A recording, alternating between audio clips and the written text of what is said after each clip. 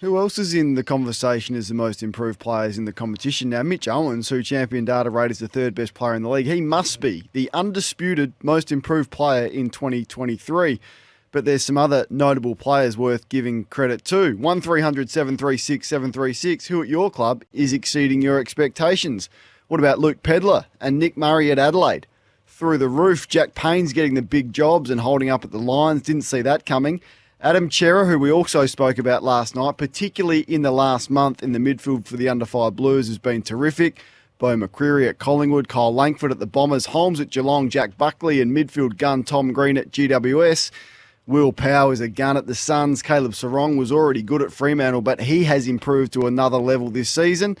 Cade Chandler at Melbourne, 10 games in 3 years. He's played 8 this year and he's kicked 14 goals. How about that? North Melbourne, Luke Davies-Uniacke set a high bar, but he's gone to another level this year. Apart from that, pretty slim pickings at North. At Port Adelaide, Miles Bergman. Jared, you got one for me? Oscar Allen. Yeah, well, I guess he was pretty good before the injury, though, He was wasn't indeed, yeah. And the person you were talking about earlier in the piece, Hoyne forgot to clarify, was Mason Wood. Yes, we didn't. Okay, sorry. That would be handy if I mentioned that, wouldn't it? Mason Wood. I was blaming Coiney, not you. I was letting you off the hook. I'm glad you mentioned McCreary, though. McCreary has gone to another level. A couple of other pies. Johnson, I think, has been very good up forward. Yes. Quainer off half-back he's gone to another level, I think, in his performance. St Kilda have got 3. Sinclair's gone to a whole new level, I think, off half-back. Wilkie at centre half-back now, as well as Mason Wood. Dawson from Adelaide was another one I had written down. Radigalia at Geelong. Definitely. Is Taylor Walker couldn't move him last week, and Tex never has too much trouble moving his direct opponent away, and he couldn't move Radigalia, so it just goes to show the strength in him as a player. Yeah, I had Goulden at the Sydney, although we know he's going to be a star, but he's gone to a new level. Waterman at West Coast, and Tim English, even though he was good before, he's even better now. If you've got a, I reckon Anderson up at Anderson at the Suns. Agree with that. Noah Anderson's been in ripping form, is setting a high bar. So let us know if there's a player at your club that has exceeded your expectations and has improved. Would love to hear about it. Jono, what did you make of the topic of the night, and that is Van Rooyen not getting off at the tribunal and Melbourne appealing? No, I think Melbourne have done the right thing to appeal it. Look, I just think it was just a clumsy thing. He tried to guess where the ball was going to land, use his direct opponent, which we have all done to try and reference where the ball is going to land, but he's guessing in that position.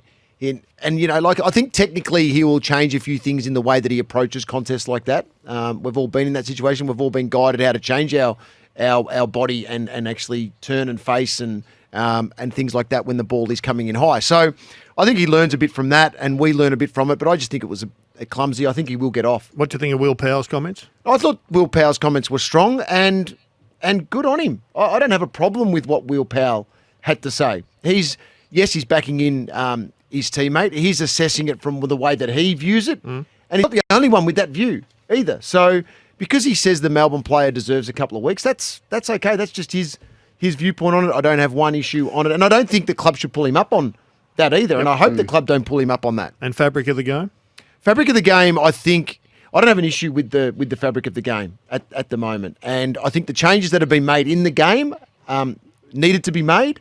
And I grew up watching footy in the 80s, and I understand the arguments around that and the 90s, and I've seen the evolution of the game through that period of time and the changes that have come with it. But no, the fabric for the game of me is still strong, and it's just evolved. And when I look at other sports quickly, Gerard, I go, okay, well, if I watch the NFL, and I have for years, it's evolved with technology and everything, but the fabric of what we watch is still the same. Our game a few years ago was going down a path that I certainly didn't like. I know a lot of people didn't like it, from the defensive structure, not being able to move the ball, the star mids not being able to break out, the halfback run, the overlap run, the key forwards kicking goals.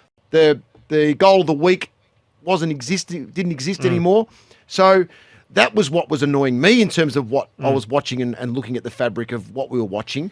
And that's changed to what it is now, and I'm loving the game again and loving watching it because of the key forward kicking 8, and we got 4 of the goals best off the half-back line. Goals off the half-back line, but we've got 4 of the best goal of the year contenders that we've seen in some time, and they're all collective, and it's going to be tough to pick this year. So let's get back to Jono and his observations from the round. You wanted to speak about... Well, let's do the Irishman now. It's on cue. Yeah, let's go for it. You've been sent some homework. I have. What was it for our new audience tonight? Just to see who are the top 10 Irish players of all time that have represented, and going back through it was quite entertaining actually to just see some of the names that you sort of forgotten about, and some that had played a lot of games, and some that hadn't played too many. Did Paul Early get a mention? Paul Early did not get. Missed out. Didn't get a mention. Unfortunately, this show's listened to by a lot of Irishmen over there. There's a couple of youngsters that I think will have an impact. One's that Geelong hasn't played, Oyson Mullen. That everyone's saying that this young man is like taking Nick Dacos out of the AFL and going to another sport. So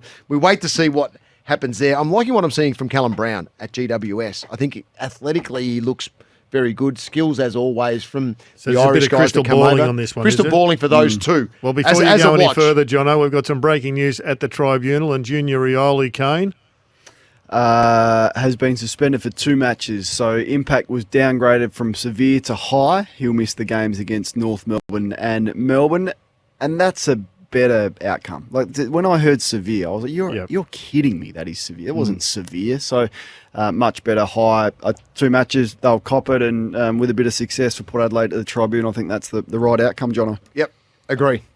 Moving on. Let's what go. What are we up to? 7, All right, 8. so now we're up to 10. Here we go. We're going to start right at the top. I thought you mentioned No, 4 I players did. already. I mentioned a couple that we need to Concentrate, keep Kane. an eye on. Kane now. They're only young. They're just starting They're their crystal careers. balls. Callum Brown's All played right. 2 games. All right, sitting at 10 is Satanta O'Halpin. Okay, Yeah, yeah. it's big Satanta. He had a really good spell for a He while, had didn't he? he had a couple of years Then spell. he lost the plot and decked somebody at training. He had a good fight at training. Yeah. He did. So he drops to 10 for that. At 9, I've got Connor Nash, who probably could be top 5 by the end of his career if the growth and development keeps going. 8 is Connor McKenna. Terrific player. Yep, he's played 81 games, and we know what he's been able to do on the field. Going home probably made him slide a little bit. Now he's back in the system. At 7, I've got Marty Clark from the Pies. I love the way Marty Clark played his footy, speed and skills. Yep. Both sides of the body were beautiful, and he played 73 games. At 6, I've got Mark O'Connor. He's won the flag, defensive mid. Excellent at the Cats, 87 games under his belt. Good tagger. At the moment. Flies under the Very good. radar, but He very does. successful, isn't he? Good he battles is. with Lockie Neal, didn't he? Had Yep. some real good feisty Yep. battles with Neal. He certainly has. He doesn't take a backward step, but he plays it the right way. I like the way Mark O'Connor plays his footy. At 5, I've got Sean White. 150 games for the D's. D's Hall of Fame. Full back. Tough position in that period of Started off full time. forward and ended up at full back. I probably remember him as a full back playing on the Brutes. And he'd fight Terrific the fight, player. wouldn't he? Yep. Yeah, he really would. So he sits at 5. At 4, I've got Pierce Hanley. Played 109 games, 169 games, 127 at Brisbane, 40 at the Gold Coast Suns. Beautiful kick. Beautiful kick. You could say that about majority of the Irish recruits. It was a strange decision for him to go to the Lions. to the Suns. Gold Coast. Yeah. Was there issues at the Lions at the end? Was he? Don't know, but did he need that out? he must to have. continue on. Yep. Couple more years with the Gold Coast Suns. The top 3 were in some ways difficult. Well, 2 and 3 were difficult. Yep. 1 I've always had a standout. Okay. 3 I've gone Zach Toohey. So Zach Toohey, 251 games, 120 with Carlton, 131 with the Cats.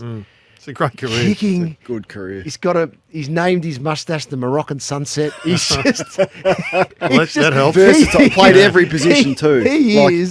He is a ripper. He's got Halfback, wing, half forward. and he gets it. Kane. good recruit, He's too. good on the field. What a pickup. He's hilarious off the field. He is Gary a and star. Tim, I think I just saw I wasn't listening this morning, but they did their top media performers of the current players. Yeah.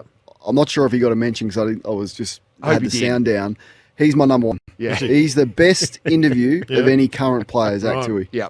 So we should get him on, Jared. I Okay. think we should get the Moroccan He won't, Sunset. he won't be going. happy with number 3. Well, I'll probably see him down the street in the next couple of he days, will. and he'll have a quiet word to me. At 2 is one of my all-time favourites, Ty Connelly. Yep. 197 games. His speed, his run off half back, running bounces, so good to watch. He hurt us a few times, Ty. And number 1 is, of course, Jimmy Steins. 264 games, Brownlow medalist, 244 in a row. Yep. Just going back, I knew it was 200 plus, but 244 is a big number. And we got the Huge experience of travelling a lot with Jimmy. Yep. You spent a lot of time with him in particular, Gerard, and even in Ireland, we had a day off, and he grabbed myself and Smitty and a couple others. He goes, "Come on, we're going on a tour," and he took us for a full day, pubs and getting around and seeing his family, and it was one of the best experiences of my life. What a gentleman and a champion of the game, Jimmy Steins, number 1. I went for a run with your old man, actually, Kane, and didn't you get lost? Jimmy Steins. It was a 6K run. I borrowed James Hurd's That's right. streetwalkers, if you like, because I'd lost my runners, and he said, "Oh, you can have these sneakers." So I mean, very flat-heeled. 24 Ks later, we ended up. 24 Ks later, we ended up back. And I think Dipper was with us as well. I forgot Kane's dad coached us in Yes, he was- 2000. Yeah, we had to shut him 2000 up. it was. We had to shut That's him up. right. So we put him on the panel. No, it is. Is he the one who tried to stop us going out? Oh yeah, in that trip. He was a great contributor, but geez, He was that very run, good. That run was the worst swollen feet Brutal. I've ever had. Was it brutal? It was brutal. Indeed, it was. Well, he's not a drinker, as you know. No. And when Chad was selected, it might have been 01. Yep. He was very, and it sort of, Chad loved to drink, as you know, and it wasn't quite common knowledge with Dad at that stage that Chad did love to drink as a 19 or 20-year-old. And Graham's on this trip. I remember Chad with the conundrum, like, how do I go out and have a good time without Graham finding out? Like, that's how scared he still was of him as a 21-year-old. So I don't think it stopped him. Just a fact on Sean White, and Lorraine may be able to confirm this, but my understanding is that Sean White was a natural Scotsman that Okay. emigrated to Ireland. Possibly. So Possibly. anybody can confirm Well, if anyone's that. if anyone's going to know a bit of the Melbourne history, it's definitely you. So there must have been some rumblings There was about some that. rumblings about that maybe, but Lorraine will know. She seems to know. The lot of that may be 100% Yep. wrong, and And it matters not at all. There is a but, question that has come up around the AFL Irish players. The quest was to name the best of the men, and I agree. Cora Staunton is brilliant. Sarah Rowe, I think, plays a really strong role for the Pies. But Cora, outstanding GAA player, and had a great impact with the AFLW. Great stuff, Jono. We'll post that list to our socials on Twitter at SEN Sports Day. Jono's top 10 Irish players of all Hurley's time. not gonna be Let's happy. move on to the Bombers. 4B Bombers. Jono, explain what this means. 4B Bombers, it's Bombers bounce before bye, Gerard. Okay. And I know you like a little play on words, so I was thinking of you while I was good trying word. to 4B trying to come up with it. The 4B Bombers. So they will lose this week against the Brisbane Lions, in my opinion. Yep. But then after that, Certain loss. certain loss this Okay. week. They're playing good footy, the Bombers. And this is why, after this weekend's game against the Brisbane Lions away, if they did win this, this would really set them up, but I don't think they will. Must win all 4 games post this week to play finals if they want to seriously play finals, and not just play finals for the sake of it. Build that confidence to have an impact in the finals as well. Round 10, they played Richmond. Round 11, West Coast. Round 12, North Melbourne. Round 13, the Blues before the bye at round 14. Currently, 9th, 4-4. Lost this weekend, they go 4-5. But at the bye, they must turn 8-5. That's That's a good launch pad. it has to. It has to sit this way for the Bombers. And the reason I'm sort of liking what they're doing at the moment, their style of play is excellent. They've grown as a team. Are they good enough to play finals? I actually think they are now. But they're in that mix. What of do they need to improve? 6 to 10. It's just their consistency over quarters. I think their style with what Brad Scott's trying to implement is perfect for that playing group. He's identified the strengths within the group. He's trying to maximise the strengths within the group. And so that's why I think the 4Bs, Yep. the 4B, the big bounce. Big bounce before the bye. The big bounce has to happen over the next 4 weeks, 5 weeks for the Bombers. I thought, Jono, just in and around the contest, they overhandballed, they fumbled too much, and Port Adelaide got a hand in on too many of their. They're a good team though. They are. That's the thing, and that's why I said this next 4, because Richmond, yes, they haven't beaten in a while.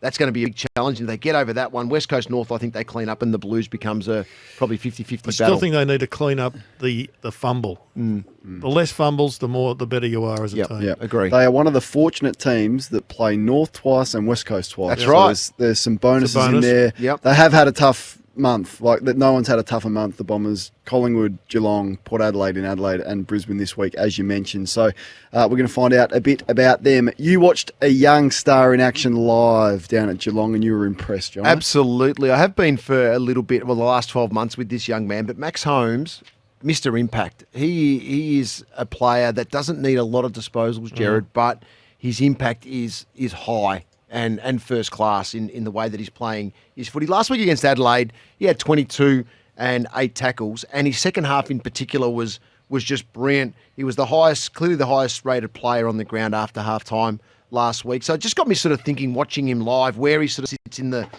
the conversation. He's 20 years of age.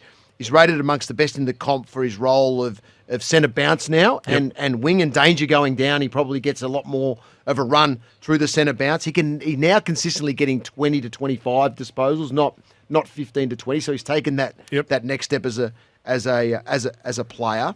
And I sort of go, okay, where does he sit on this list for you guys? So Nick Dacos is 20. I think we all know who'll be number one. But then we go Errol Goulden, Bruin, Henry, Ginnivan, Rochelle, Callahan from GWS. Where would you slot in Max Holmes? Because I don't think we're talking about this kid enough. When you talk about, we hear about Goulden all the time. You know, Bruin and Henry, we can question those. They're just the big recruits. Obviously, they're getting talked about. Ginnivan, Rochelle and Callahan get mentioned at the moment before Max Holmes. Yet I think Max Holmes is having better impacts on games than potentially 3, possibly 4 of them. It was interesting last year. Dangerfield said, well, he compared him to Judd in a way. He did. I don't think he was saying it's going to be Chris Judd, but Judd-like traits or a phrase. And of you can see that now coming through. Yeah, and I was like, wow, that's a big step. I was like, okay, well, clearly Dangerfield's seeing something at training that we're not. And at that stage, he was playing wing and outside. I didn't see the inside impact coming because he was lightly framed and hadn't seen it yet. So he's really given them, it's nothing you haven't said, Jono, but drive when they've needed it in a midfield that was pretty dour, particularly in the first month of the year. Absolutely. And that's why this next step with Dangerfield out with his hammy gives him a big opportunity. And he won't let it slip, that's for sure. For both of you so the fixture goes to round 15, the floating fixture. Yep. I did read last week in the Herald Sun that is looking like Carlton will be a big winner out of the floating fixture. Who should be rewarded from round 16 on? Are you saying from round 16 on with the big games, with the big games, the good time slots, with the footy that they are playing? Clearly, Collingwood are going to be one of those teams for many, many reasons. Collingwood and Geelong. Who else? The Cats? Does Brisbane get a Friday night game at home in that period? Probably should. They should, shouldn't they? Yeah. Definitely should. Well, the top Melbourne. 4 sides are a big tick, so that includes Melbourne. Western Bulldogs. Is there? Yeah, I'd be comfortable with the Western Bulldogs, Jono. Yep. I think they're a good team to watch at the moment. I think they'll mix. I think Adelaide are a good team to watch. I think we'll have some interstate Friday night games. I think we have to. I think those teams that are in that mix deserve some primetime action. And it's Brisbane, Port Adelaide. Yeah, and even Essendon. I mean, Essendon will because they're a big drawing club, but I've enjoyed the footy that they're playing. That's the key, though, isn't it? What about the Saints? That's the key. That's a question. Should the Saints be rewarded? Whose footy are you? Can I ask you a question with a question? Whose footy are you enjoying more to watch, St Kilda's or Essendon's? Essendon's. That probably answers the question for me as well. And yes, it's great if you're a St Kilda fan and you're getting the W's, and that's what it's about. But in terms of actual the style and the way that I like to watch footy, I'm going to watch Essendon. Bit defensive? First. Yeah. Might change a bit when Max King comes back, Jono. It could. It won't happen this week. Well, that's the aspect that I suppose we're questioning early in the year. Membry comes back. Is that going to affect what they're doing and some of these other stars that they got back? But it really hasn't. But hopefully it does open it up a little bit, and they want to get a little bit more freedom in their movement to allow King some big one-on-one battles. Otherwise, the opposition will just cloud his and really control his space. Righto, every week Jono does his rolling All-Australian team. Jono, over to you. There's actually been a little bit of feedback Kane, that we're not giving people enough time to respond and give some feedback on Jono's All-Australian, rolling All-Australian. So if you'd like to text in, maybe suggest where Jono could maybe make some adjustments, feel free. Jono? I left a bit more time tonight as well. And I'm definitely open to those adjustments as well. There's a couple of positions I'm starting to sort of battle a little bit with, but I've kept some players in. Some are borderline as well. We'll go from the back line. Darcy Moore. Slowly. Harris Andrews and Sard from Carlton. Half-back line, Sinclair, Wilkie from the Saints and Nick Dacos. That hasn't changed for some time. Who are you actually considering there? I'm considering Sard, and my sub, it may come down to who plays better this weekend. I mean, Tom Stewart's not in that team. Not yet. Harris Andrews isn't in that team. Yeah, he is. Oh, he is. Fullback. Oh, Full gotcha. back. My Yeah. bad. Is that the first time you've I'm said happy my with that. bad? No. What about Alir? He was in early in the year. He was, but you and then he was gave out. him the- And I'm stuck with clipped him on the Well, ear. I've stuck with more. By you, I've stuck with more Andrews and Wilkie for some time. But you're right with Pretty Stewart, good. It's solid. Stewart and Aaliyah. Yes, riding them In down. the wings? In the On the wing. watch list. On the wing, we've got Josh Dacos. In the middle is Bont. And Mason Wood is the other winger. I think we'll have two genuine wingmen this year. No steel side bottom? No. Close? No. He's had a couple of really quiet ones, Steele. Okay.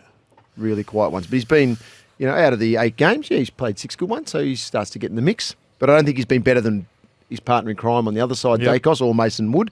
Petrarca is half forward with Jeremy Cameron and Jordan De Goey. So Hard the to argue feedback there. often is Petrarca is a midfielder, Yes. but because he can play as a forward, it is a cop-out to put him half forward when he should be in contention as a midfielder. How do you respond to those criticisms Yes. of your team? Because they're coming. One of the midfielders will have to be half forward. I'd rather put a midfielder at half forward than put a midfielder on a wing where he's Why? rarely been there. Because I think the traditional wingman is back and they're playing and they deserve a spot in that position. Okay. The Who are the half forward genuine is open. half-forward flankers, though? Well, that's it. De Goey spends time in the middle. Petrarca's exactly the same. I suppose both play Just a similar, another midfield similar spot, role. isn't it? It is now. You go for another small forward who kicks a lot Well, of goals. that's a good point because if we get another small forward at the moment, Charlie Cameron sits in the forward pocket, Curnow, and then Toby Green. But if all of a sudden Rankin catches fire again or Papley does, they might push Toby Green up to half forward if he's going well. That means one of De Goey or Petrarca we have to find another spot for them, and whether that's a bench spot or they go into the midfield if Dawson or Oliver, for example, who are my mids, Dawson and Oliver, with Timmy English in the ruck. at Is the moment. Jordan De Goey vulnerable? He's been in and out a couple of times. So consistency is the key here now for Jordan to stay in. No question. Geez, Horny would tell you that he's been very stiff with coaches' votes in recent times. Is Sard better than Jed Buse off the text, yes or no? Yes. I think he's had a better year than what Jed Buse has done. As good as Buse has been, Sard's been better. My bench is Pendles, who continues to just be an unbelievable Solid. player. Lockie Neal, Parrish and Rosie come back into the Who have you lineup axed? of Axe Dangerfield, who was in for the first time last week, is now going to miss. So Yep. we wait and see what happens with Danger in the second half of the year. And Caleb Sarong is a little bit stiff, but gives way as well. Parrish, I thought, was very good, 37 disposals again, and he's been in and out a little bit. Parrish has been on the bench, and then he's been out the side, straight back in now. My sub is Ed Richards from the Dogs, so I think would be sitting in the top two in their best and fairest. They're in a big run at the moment, and that's where I think it's Sard v Richards this weekend. Whoever has the biggest impact in the game could potentially get a start next. Who's your next captain this week? My captain remains Darcy Moore. Okay. He was last week. You So considered the Bond?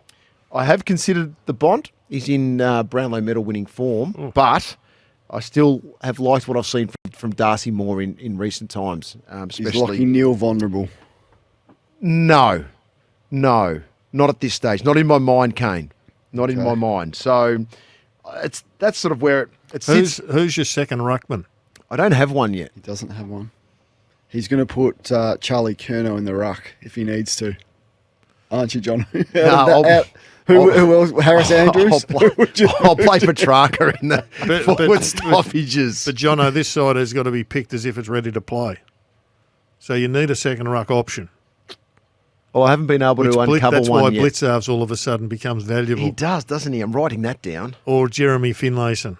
Some Yes. teams only play with one. Like some teams Who? will put Silvani in the ruck. Yeah, well, you could- that's okay. so, Well, you're yeah. going to sacrifice in the ruck, Jono. Yeah, well, I don't know yet. Okay. Mason Wood. Yeah, stop. I like the way that you're picking at it, but don't go on about it. Okay. Just to say who you got, and then All right. we move on. Move on. And who's your coach? Completely I asked, faded. I asked Something you for you this to last week. consider. Craig I don't think it'll change. McRae is Yep. still my coach, and I will have a good look at that now. Okay. I haven't really given it too much thought. The second ruck, Tim English has been the best, and I've just gone with that at this particular I mean, point. the AFL are very, very particular with the rules, as you know, Kane. And yet Yes. they did ignore them themselves when they didn't want to put a second ruck in a couple of years ago.